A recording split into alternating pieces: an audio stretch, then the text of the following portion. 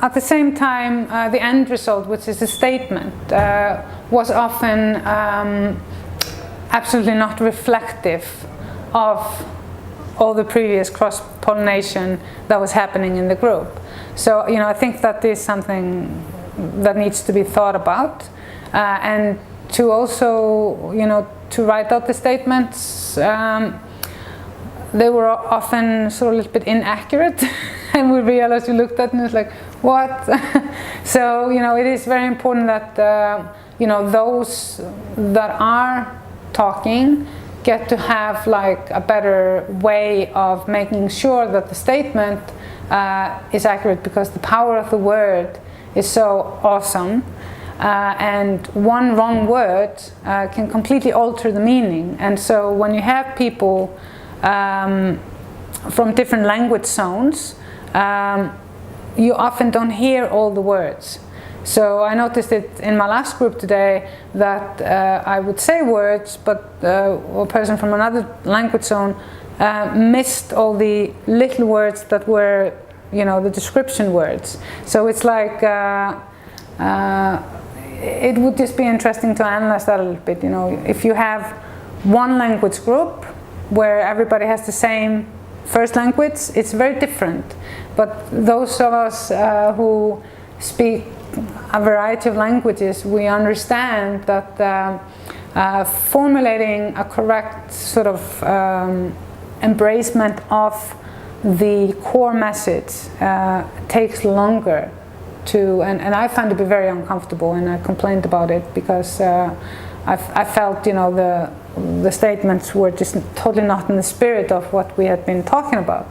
And so we decided to do the wiki to make sure that we were on the same page.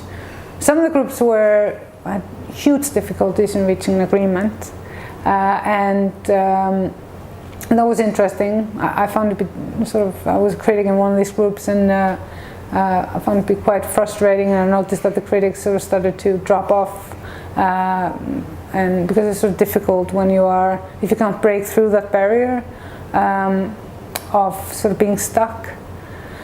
But hopefully in their final statement they will have found the necessary compromise. And so I could ask about that and the group dynamics. One thing would be, you bring up language, was there a power dynamic between the native English speakers and the second language speakers? And also, just what was it like to have a 3-day conversation about a specific topic with a bunch of people that you've never met before? Because it is usually those sort of long conversations take place between family members or partners where it's always ongoing. Well, the thing is, I'm doing this all the time. Like, I travel a lot. I go to lots of conferences and events, and sort of with a wide variety of people. So I probably speak with random people, in depth, much more than I speak with my own family. So for me, it's totally natural.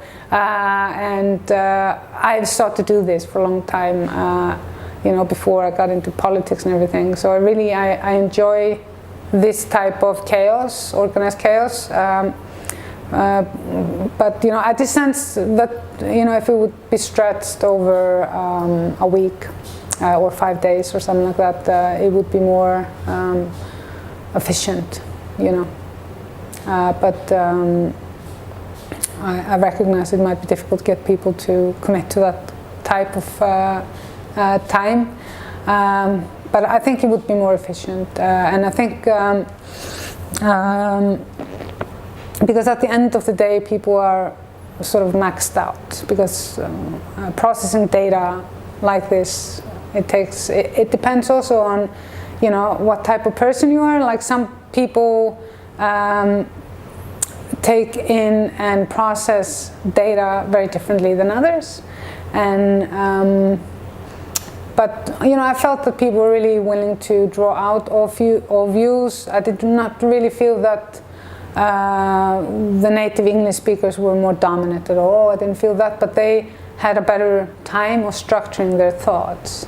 So it was harder for the rest of us to structure it within the time limits. So you'd get really schizo final statements.